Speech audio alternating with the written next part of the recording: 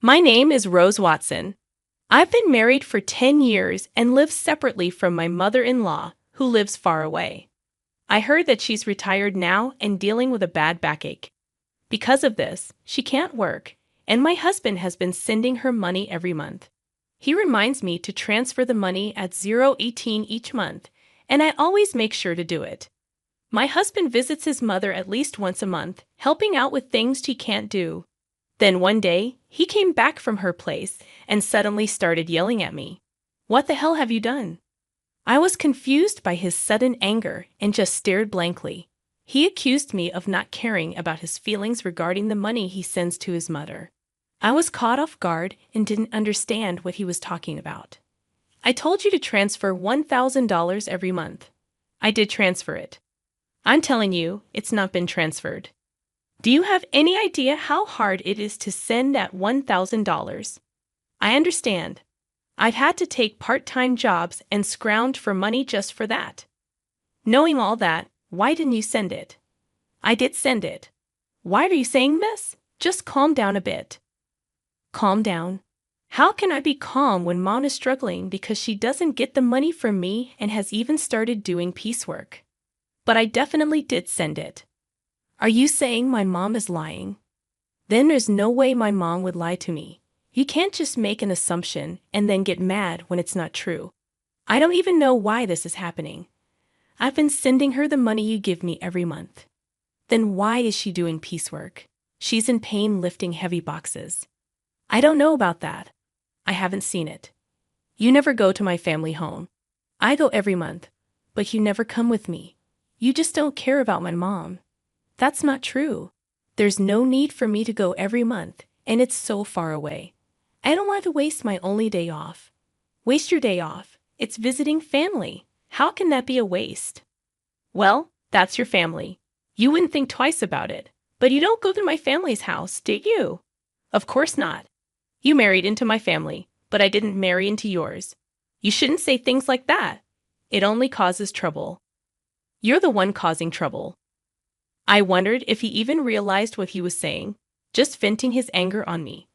I thought the conversation was going nowhere, so I tried to escape to the kitchen, but he was too angry and followed me, running away. Huh? I'm not running away. I just want you to calm down. Maybe we should have a coffee and talk this through. I don't need that. Give me back all the money I've been giving you to send to my mom. Hold on. Why does it have to come to this? What about our kids? I don't care about the kids. I don't need a wife who makes my mom suffer. No matter how much I tried to have a rational conversation, my husband just couldn't stay calm and even stated that he didn't care about our kids. Despite my desperate attempts to make him believe me, hours passed with no progress. Finally, feeling there was no other option, after 10 years together, I quietly responded to his demand for divorce. All right, divorce it is. Kicked out by my husband, I left the house with our child. Make sure you file the divorce papers. Conveniently, he had already prepared the divorce papers, as if he knew this would happen. Though I never imagined I'd have to sign such documents, there was no other choice. I left the house, went straight to the office to file the papers, and decided to stay at my parents' house for now.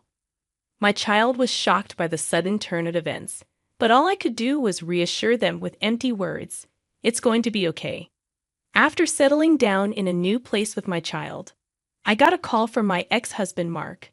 Something weird is happening. Out of the blue, Mark started talking as if we were still married. "What do you want with me, a stranger? Now I know we're strangers. You call me suddenly. Don't even ask about your child, and say something weird is happening. You sound much weirder, you know." Well, here's the thing.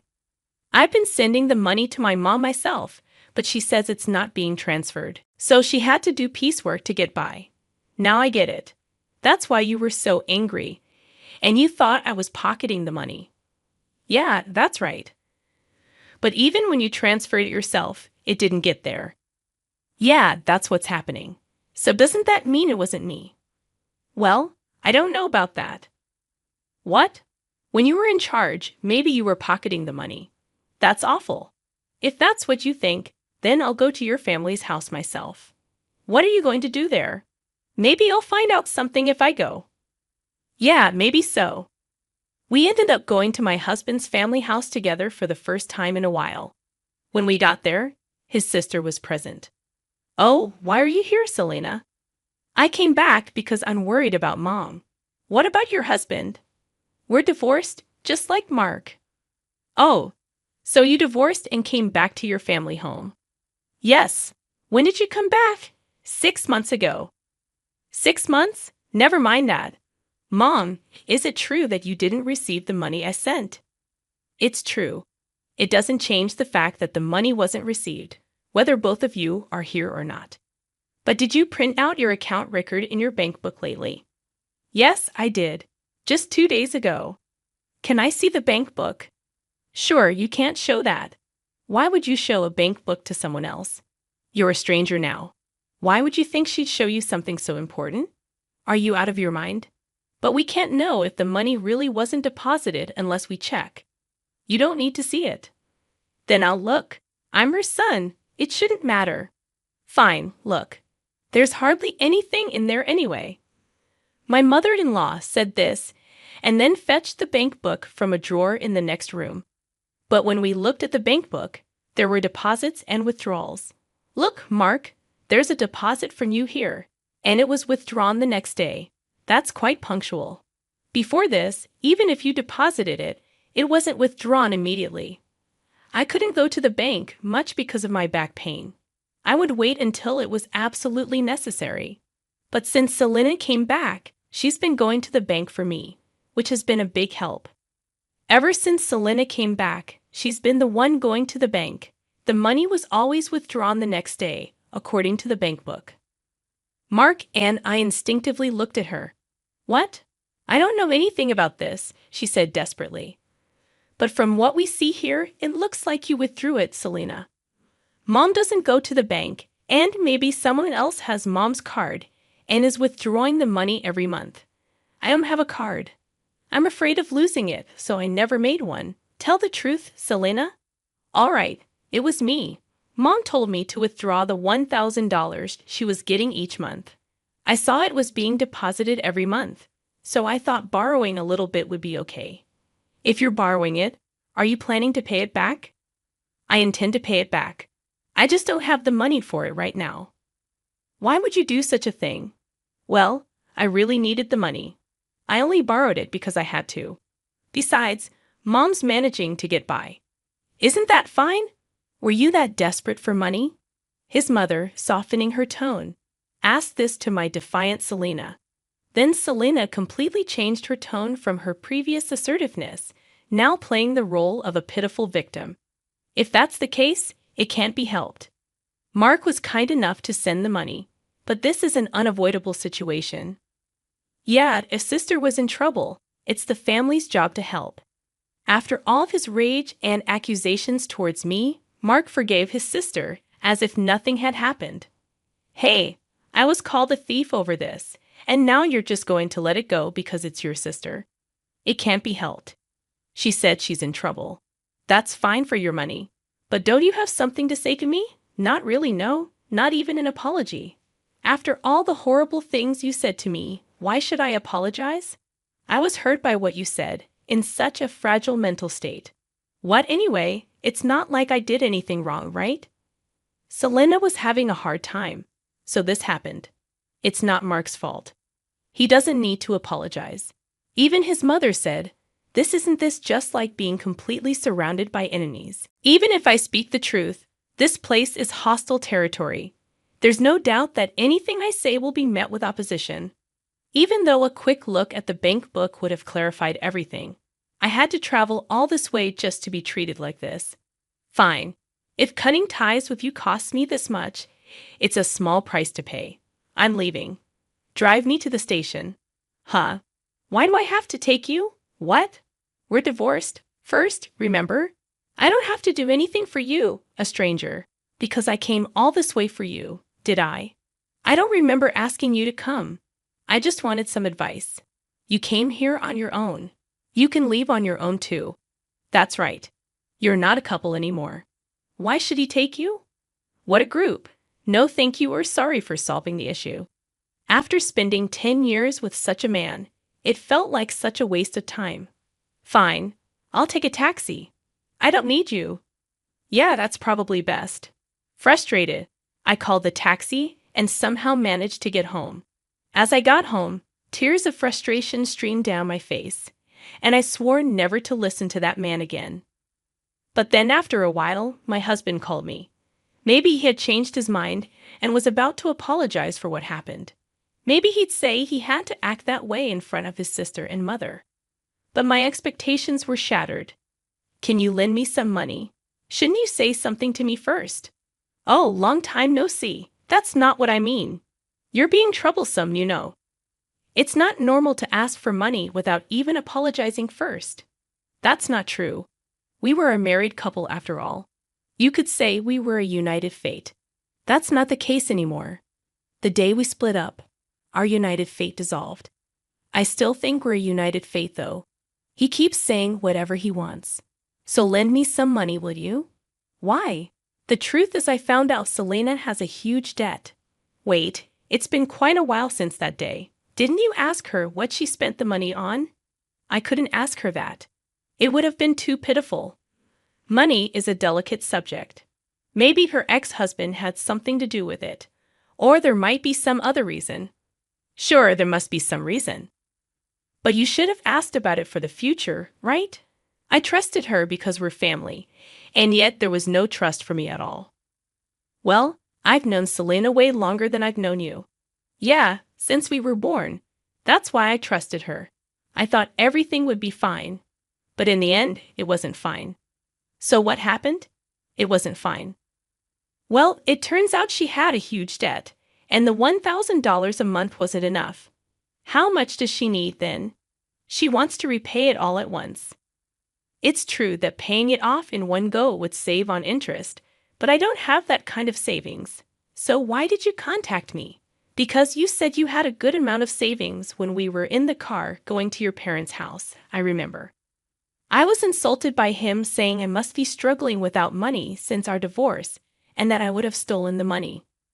If he continued to ask me to make the transfers, angered by his belittling words and the assumption that I couldn't survive on a part-time job, I ended up revealing that I was trading stocks and making a good profit. But would that lead to an ex-wife being asked for a loan? Selena says she's in debt for $30 million. $30 million? Yes. So please lend me the money. It's okay, right? First, why does she have such a huge debt? I was curious too, so I asked her. It turns out most of it was from shopping, and is all brand items. She just can't control her desire when she sees them and ends up buying things. And she put everything on revolving credit, so the interest adds up. And she keeps buying more every month. Before she knew it, her debt reached $30 million. She's really careless. Mark, laughing it off. His carelessness is quite careless himself. She didn't understand how revolving credit works. She thought she could just pay a set amount each month, and eventually it would be paid off. I guess I can understand that feeling. I can't understand it at all. How could she take such a risk? And wasn't this the reason for her divorce? Now she finally realized the interest is piling up and is becoming a serious problem. So she came crying to me. But I don't have that kind of money. I told her I couldn't give more than $1,000 a month. Then she suggested borrowing from you. What? Why me? You said we were strangers and you didn't even need to drive me to the station. That's all in the past. The past should be washed away like water under the bridge. What a selfish and convenient way of thinking. Would anyone accept that? So you can afford to lend it, right? Well, yes, I do have that much in savings. Then lend it to me. I just made a lot of money with stocks recently. So you win some, you lose some with stocks, right? Yes, yeah, that makes sense. But didn't you say stocks were like gambling? Isn't it gambling? You always ridiculed me for playing the stock market, calling it a gamble, right? Did I? When you wanted a divorce, you hurried to separate because you said having a wife who gambles on stocks would lead to trouble. Well, I said that when I didn't know how much you had saved. So that's why you asked me how much I had. That time you ridiculed me, but then I mentioned I had savings. Well, yeah, I didn't expect you to have that much, but I'm glad I asked. But even at that stage, you still mocked it as gambling. Well, yeah, but that's a small thing. Let's not worry about it. I was foolish. All right, that's not all right. You are really cruel. And now you want money I saved for our child. You're worrying too much. Our child won't need that money for a long time. It's silly to start saving from now. Money rots if you don't use it. Money rots. I've never heard of money rotting. Think of this as an investment. It's like investing in me. Why would I invest in you? Just do it. Lending me the money would be the smartest move, right? Look, if I lend you money, it won't come back right. You're still sending $11,000 a month to your mom. Where will you find the money to pay me back? All right, I'll pay back $11,000 a month. Are you crazy? How many years do you think it will take to repay it that way? Don't say that. I really regret it. Regret. Yeah, if we hadn't split up, I wouldn't have to beg you for money now. I have to ask, isn't that unjust? So you're just after my money? No, it's not like that. We don't have love, but we can rely on each other. It feels like I'm only being relied upon. You're so rigid. Thinking like that won't make you happy. We could even remarry. I didn't mind our marriage that much. Wow, I do mind. I don't want to be with someone who can't apologize. Fine, I apologize. Sorry. Is that good enough? What are you apologizing for? Explain in 400 characters or less what you did wrong. Ah, I just apologized because you said so. Pathetic. Don't ever call me again. Why? I apologized, so will you remarry me or help me? My sister is suffering. Shut up. Go to hell.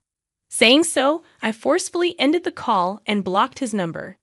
Later, I heard from mutual friends that Mark, despite saying it was impossible, couldn't refuse Selena. Being not only constantly nagged by Selena, but also persuaded by his mother to help. Consequently, he ended up borrowing money from a consumer finance company to repay her debt in full. Everything was settled. Assuming Selena would work and gradually repay the debt, they thought so. However, far from working, she resumed her shopping habits. Despite having suffered before, she again made purchases on revolving credit. This burden eventually fell directly upon Mark to handle. When they confronted her about why things turned out this way, she reportedly said, "I never intended to buy anything. By the time I realized it, I had already processed the credit." Mark and his mother, naively believing Selena's words, just accept it, saying she must be sick. They neither devise any solutions nor take her to a hospital. Despite thinking she is ill while saying this, Selena, wearing expensive clothes and jewelry, is reportedly laughing over tea with friends, saying, "Really, Mark is so easy to manipulate."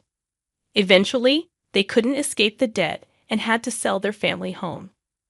Now Mark, his mother, and Selena ended up living together, but they couldn't afford the rent for the apartment they used to live in.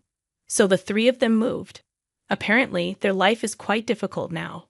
It seems only Selena is enjoying herself, but neither Mark nor his mother realize this. On the other hand, I continue to profit from the stock market and now live a comfortable life in a spacious apartment with my child.